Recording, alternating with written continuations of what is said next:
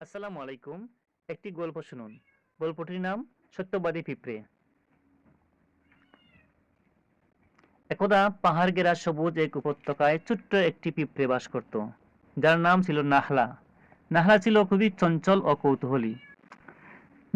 সে একটি ব্যস্ত পিঁপড়ের কলোনিতে থাকত, যেখানে সবাই মিলে কঠোর পরিশ্রম করে শীতের জন্য খাবার সংগ্রহ করত।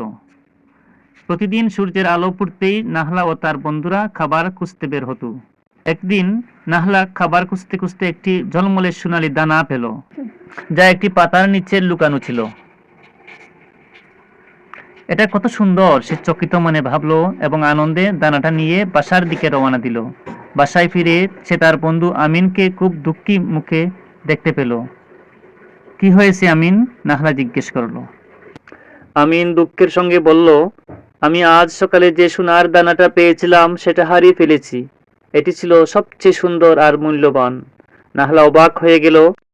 যে দানাটা সে খুঁজে পেয়েছিল সেটা তো আমিনের। প্রথমে তার মনে হলো সে দানাটা নিজের কাছে রেখে দেবে, কিন্তু তারপরই তার মায়ের শেখানো কথাগুলো মনে পড়ল। সত্য কথা বলো, কারণ আল্লাহ সবসময় সত্যবাদীদের ভালোবাসেন। নাহলা সাহস নিয়ে বলল, আমিন, আমি তোমার দানাটা পেয়েছি। বড় পাতার কাছে এটি পেয়েছিলাম, তখন জানতাম না এটি তোমার। আমিন আনন্দে লাফিয়ে উঠল। ধন্যবাদ নাহলা, তুমি সত্যিই খুব সৎ। আমি ভাবছিলাম এটা আর কখনো খুঁজে পাবো না। রানী পিঁপড়ে যখন নাহলার সততার কথা শুনলেন, তখন তিনি তাকে ডেকে বললেন, নাহলা, তোমার সততা সবার জন্য একটি দারুণ উদাহরণ।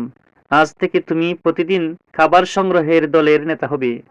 নাহলার মন ভরে গেল গর্ব আর খুশিতে। সে বুঝল, সত্য বলা শুধু আল্লাহর ভালোবাসা আনে না, বরং মানুষের মনেও বিশ্বাস আর সম্মান তৈরি করে।